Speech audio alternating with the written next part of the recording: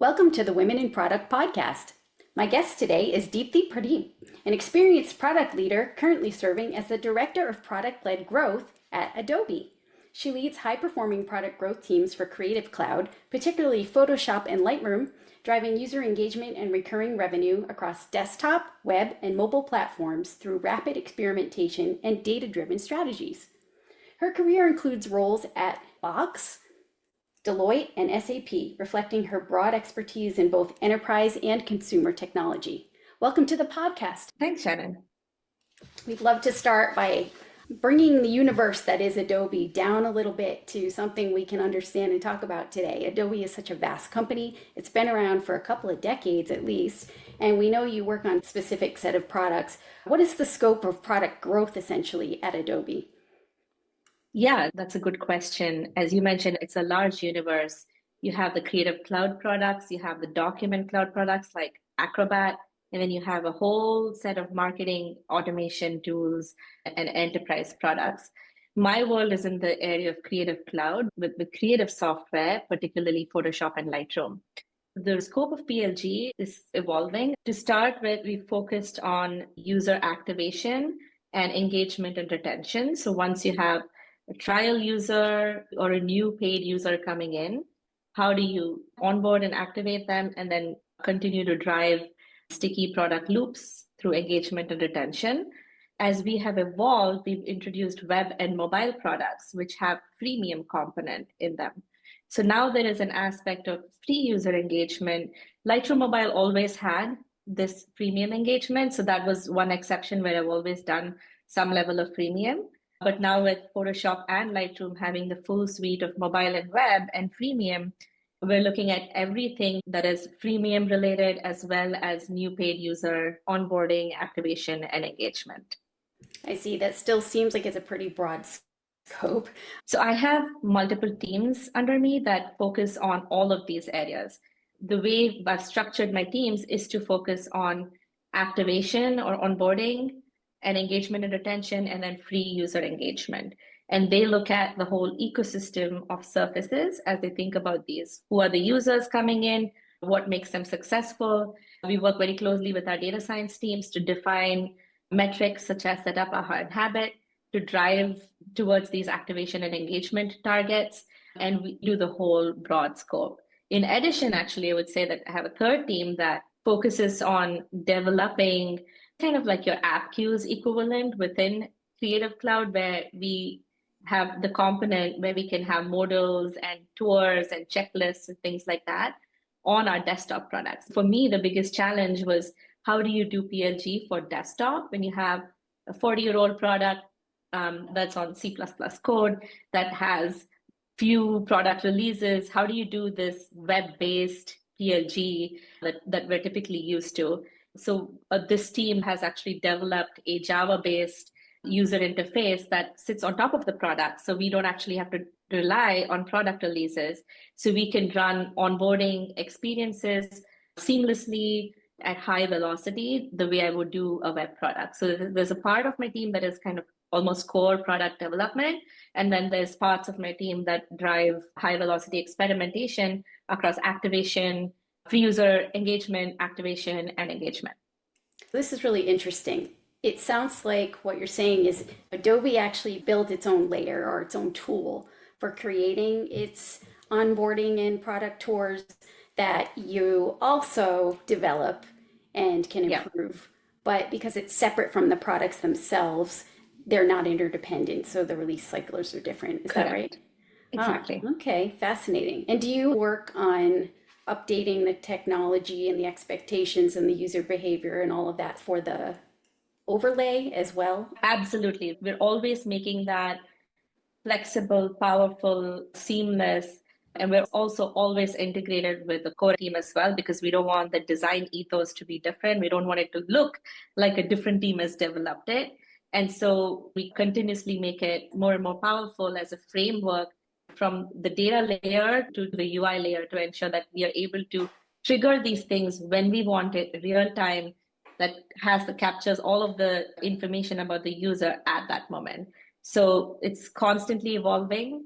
So, given that you have multiple things going on like this, how do you roll up your sleeves and figure out what your goals are? I imagine there are goals for all these components and they all have to be defined. So, what's the process? So that actually comes from a higher level alignment with the leadership on where do we need the business to improve. What is important for the business? We have a lot of analysis that correlates engagement to engagement metrics or product metrics to dollar values. We also have goals as a company that we want to achieve best in class metrics for product metrics, engagement metrics. And so these are defined as ambitious goals, I would say. And that comes as an alignment with the leadership. We want to make sure that everything we do goes towards those business goals. And this is typically to do with monthly active views, weekly active over monthly active views, those kinds of very traditional goals. And we figure out where are there opportunities in our funnel that can be tweaked to help us meet those goals. So for example, we knew that we needed to improve onboarding because that has a cascading downstream impact towards the broader monthly active use goals, dormancy prevention goals. So we knew we needed to focus on onboarding as an aspect.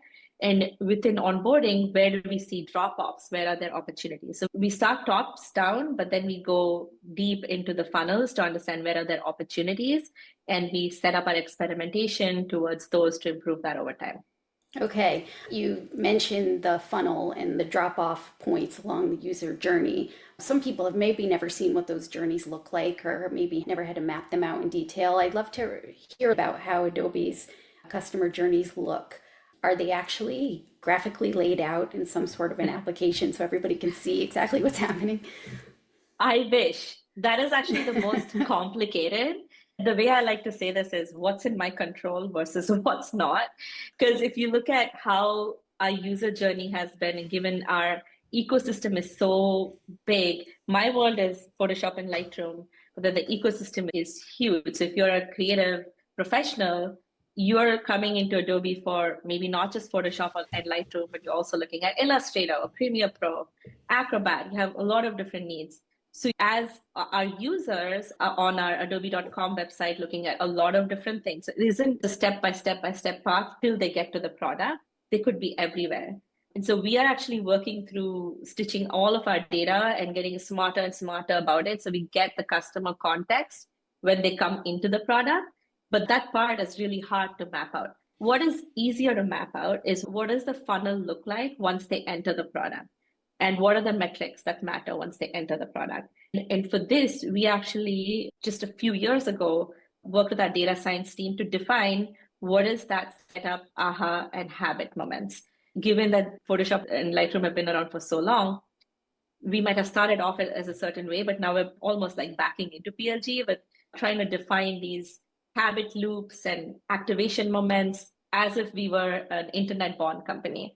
And so how do we actually do that? We did a lot of correlatory analysis and drew a line in the sand to say our setup metrics are going to be X, my activation, Y, and habits. And we defined those. So now we know where we need to dial up to drive more of those habit metrics. And then we these cohorts over time and understand what do they look like 6 months down the line. If we've improved the setup, aha, and habit moments, what do successfully onboarded users look like versus those who are not successfully onboarded? How do their behaviors change over time? And how do we retain them? And what's the correlation between that and retention? So we track all of this. We are very well educated with the behaviors, the workflows that we know that helps retention. And then we test our way into driving towards those workflows, which then helps our setup, aha, and habit moments. How does a company like Adobe, that has been around for 35 years, back into PLG? There must be so much data on how users engage with the products, but also how they onboard. Maybe some of it's relevant and some of it is not, but I wonder, how did you wrangle the information that was available and come up with a plan to evolve into a PLG strategy for today? That's the genius of our amazing data science team. We have PhD level data scientists who actually sit down and analyze these huge swaths of data to come up with proposals and hypotheses, and then we A/B test into it to see, did that actually help? I remember a few years ago, I went to my leadership and I said, here's our hypotheses on the set up a hard habit metrics. This is our hypothesis. We've never tested into this. So I can't tell you if this is actually going to pan out, but we're going to test into these, and then we're going to track the cohorts, and we're going to see over time if they actually panned out. So I would actually say the second, and actually probably the most important thing, is leadership backing. Our leaders are all very supportive of PLG. They understand that we may not have all the answers, but they're very savvy enough to understand or to guide us if we're going in the right way or not. And so I think there's a level of urgency, but yet patience that they balance, which is really fantastic. They gave us a little bit of that breathing room for 6 months while we experimented, found out, and came back to them saying, okay, we can say now that these metrics actually panned out. We had these wins. These were statistically significant. We've tracked these cohorts. 6 months down the line, they are doing better. And so we established that confidence in our own metric.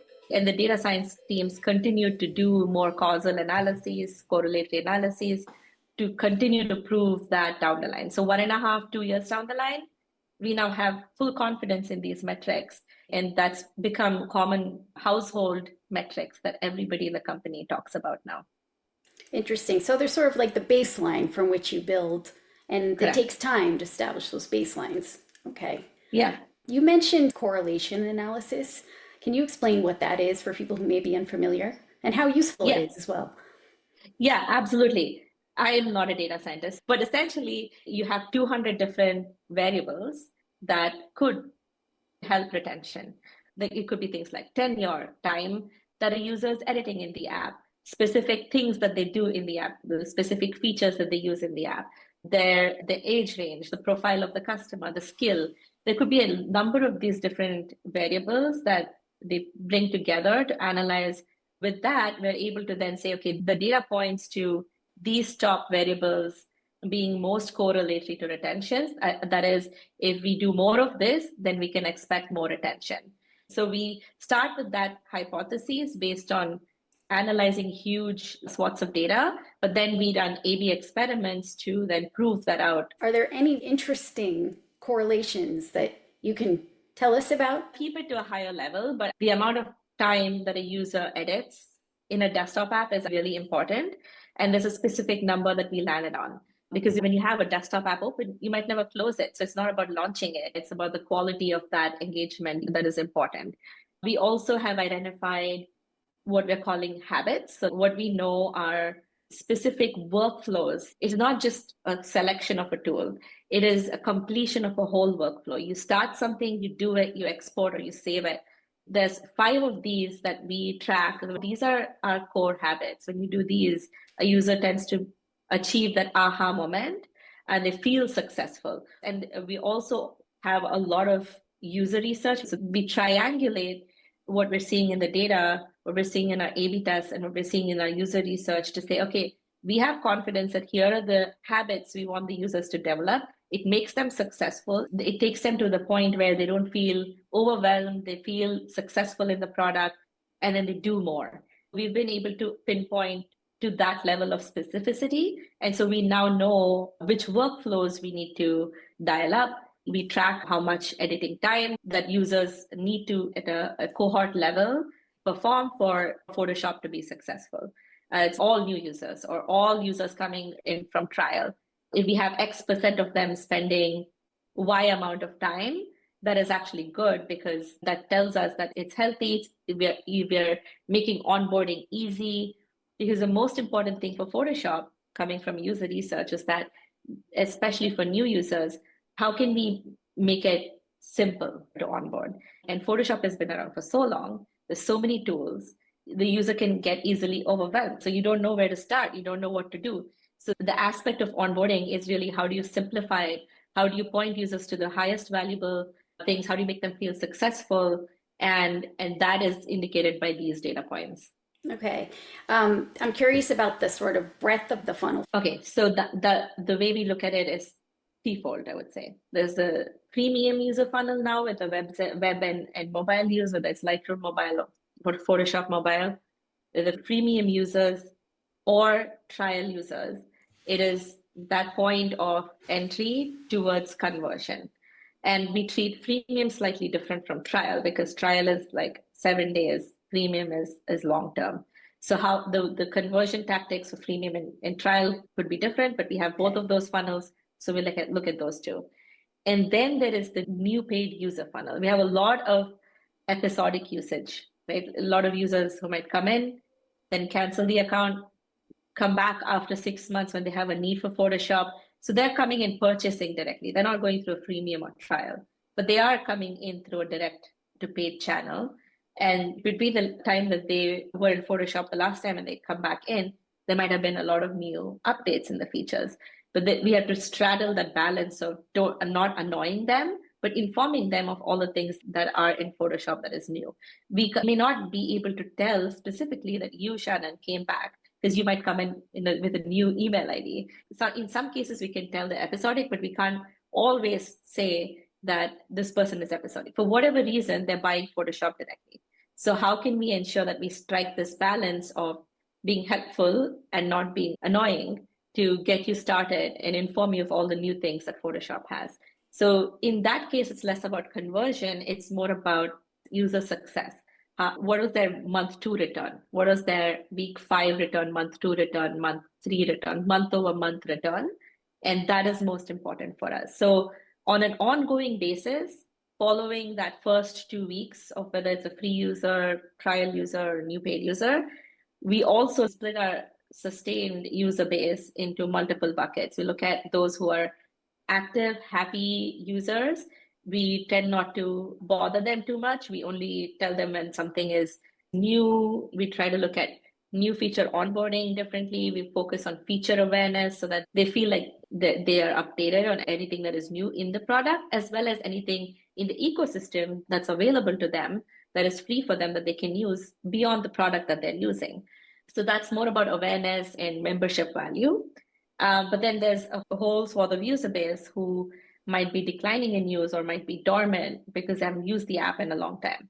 How do we re-engage them? So there's aspect of dormancy prevention and re-engagement, which is also really critical. So let's say you've been dormant for a couple of months, you come back into the app. Can we be more personalized for you and say, hey, welcome back, Shannon. Do you want to do these 3 things? And so we pull you back directly into an action-based workflow to get you going. And that has worked out really well versus just not recognizing that you haven't come back in a long time. So there's a lot of post new user engagement as well that we do based on the state of the user and the actions that they're driving. You mentioned personalization for return users. That seems to be a big theme in growth. How are you applying that in your efforts today? Yeah, so very simply, we have a welcome back experience. So we just, when you come in, you're asked if you want to do 3 things. And we saw that actually really helped users. Like a lot of the users coming back, they don't know where to get started again, or they're like, okay, let me see what's new. And so when we point them at very specific few options, they really appreciate that. The other thing we do is we have workspaces that we can tell the user that they can opt into that are simpler workspaces. So you say that you want a simpler workspace, we dynamically change it so that fewer tools, fewer things that you can work with. That really helps users orient themselves. So things that in general, what we have seen works well with both new users as well as users coming back from being dormant or for re-engaging is when we are thoughtful and we're simple, when we try to simplify things for them. And the other thing that we try to do is every time we have a new feature, we try to be thoughtful about how to make it easily accessible. So now we have something called an evergreen what's new playlist, and we call it a playlist.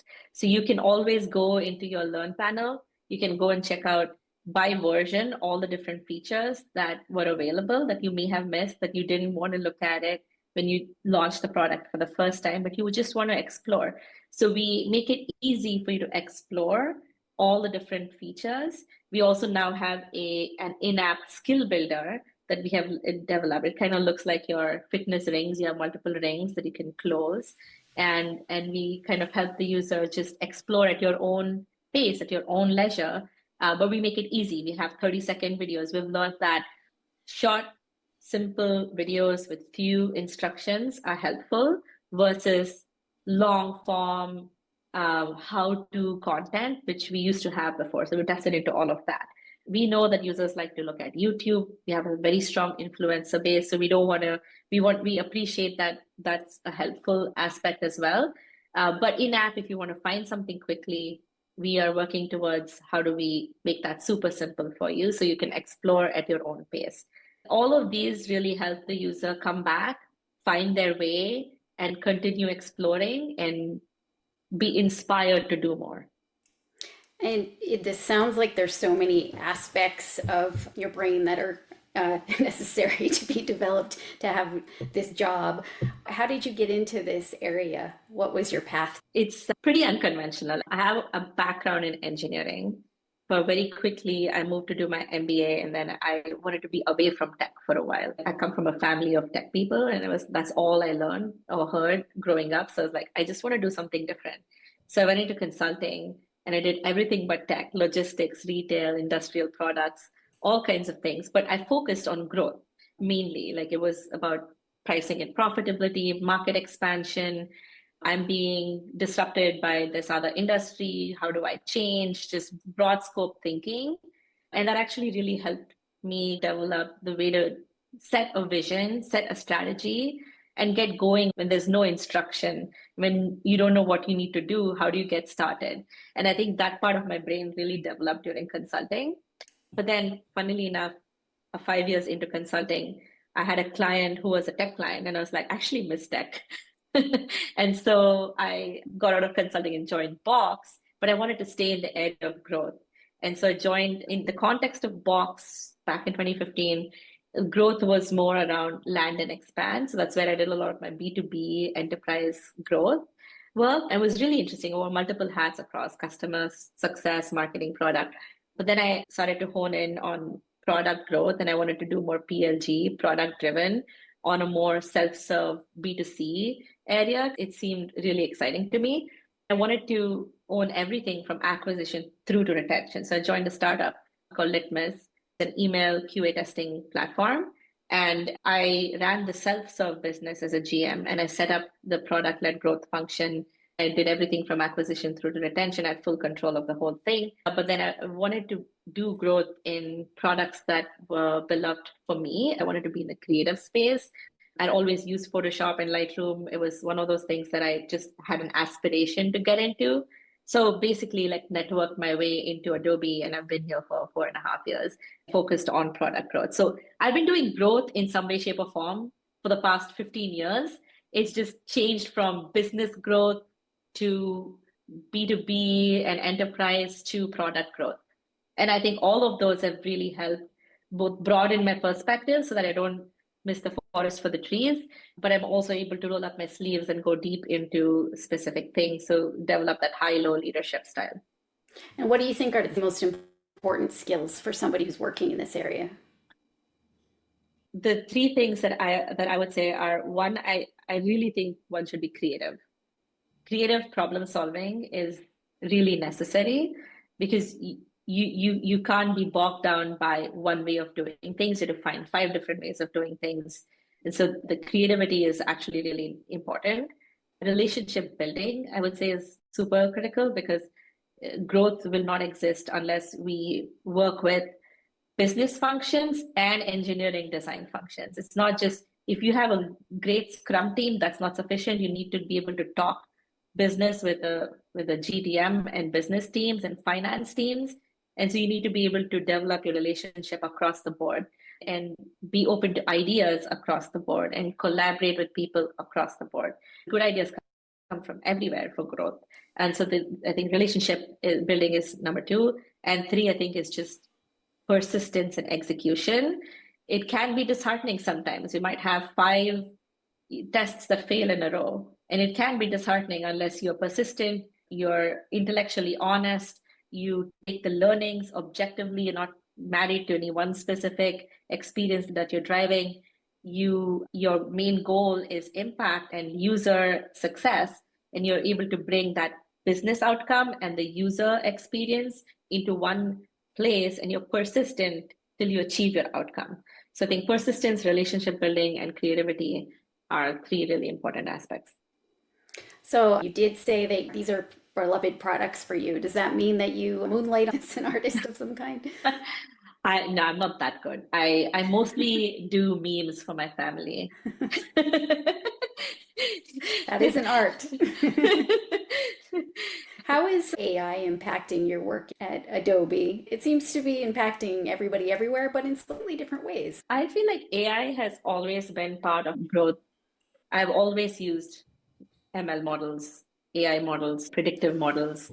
And there's always been a thread, I think. So it's more like, okay, this is only going to help me do more things. I'm always on the lookout for what products, what workflows can I use to simplify our work further, to be smarter about our insights. I look at AI impacting our day-to-day as speeding up the time it takes to get the so what of everything. Our understanding our funnel, drop-offs, understanding the deep dive of like, okay, this experiment was flat, but it had all these like other really interesting insights, double clicking into those and understanding what hypotheses we can generate from all kinds of experiments that we run. It can be very time consuming without AI. Like it the amount of time it takes to understand all of this data. AI models, all of these have been really helpful in like speeding up the day to day. In terms of the product experience, it's a learning because we can't assume that all users want to consume AI in a certain way.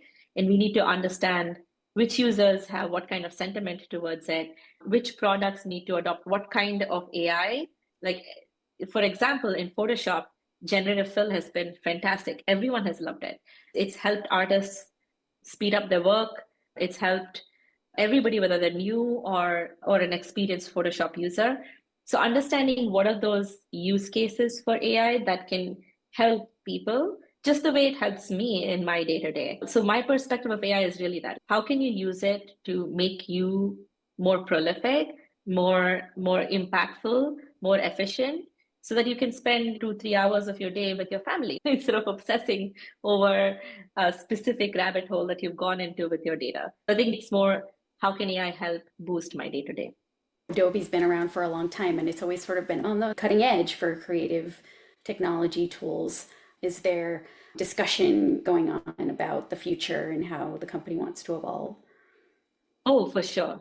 Adobe's general culture is to evolve, is to innovate. I don't think there's been any history of the company where people have just been chill about what they're doing. Like it's always been like, how do we evolve? What's going on in the market? What do we need to do next? We're constantly trying new things, or wrapping up projects that didn't work. But there's a constant, I think, overall meta nature of experimentation in Adobe. And it's a really exciting time and place. It can be frustrating at times, but it's really exciting overall because we know we need to evolve. We know if we don't, it's not going to, we can't just be status quo and expect everything to work just based on a brand. So there's a lot of exploration. So like all the web and mobile products that I was telling you are all like 2 to 3 years old. Photoshop is 35 years old, but mobile is less than a year old. We just launched Photoshop on iPhone and Android this year.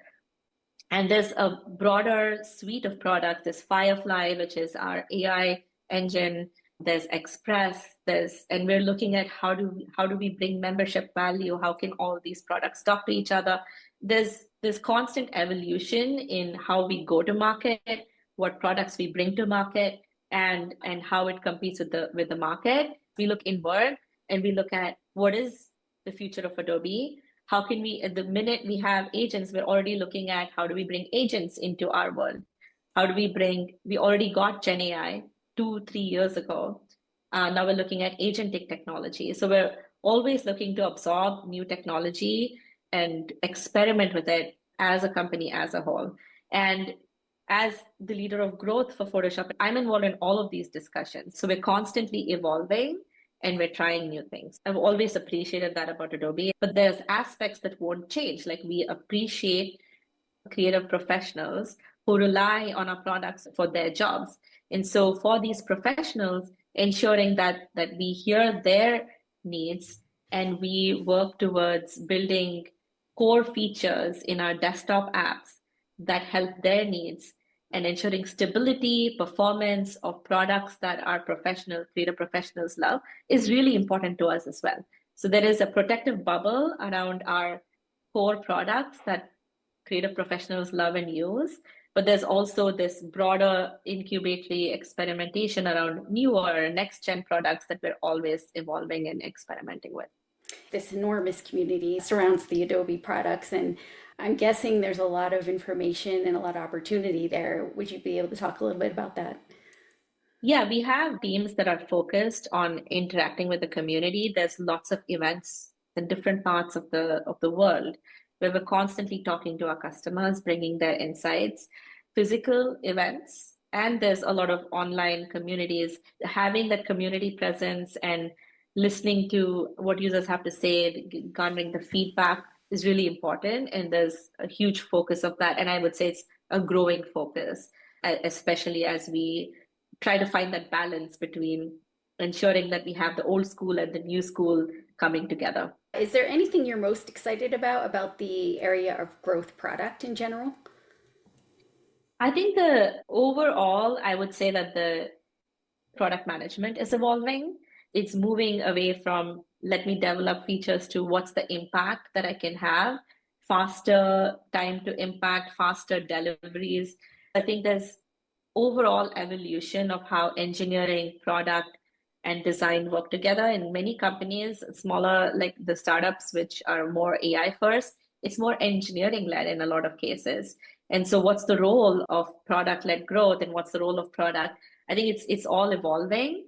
For me, it's exciting to be at the helm of that and use it to define the future of what we do even in Adobe. There's also what is the future of PLG? How do we get ahead of the trends rather than react to it? I'm always listening. I'm always looking at what other companies are doing and having these types of conversations, talking to a lot of people. All right, thank you so much. This has been really interesting. As a huge fan and lifelong user of Adobe products, it's fascinating to hear what you're doing there in terms of pushing forward on the growth front. Well, thank you so much, Deepti. This podcast is an original production of Women in Product. Follow us on Apple Podcasts, Spotify, or the Women in Product YouTube channel. Leave us a review so that others can discover us, or share this episode with someone you know. Original music provided by Jimmy Hahn. Thanks for joining.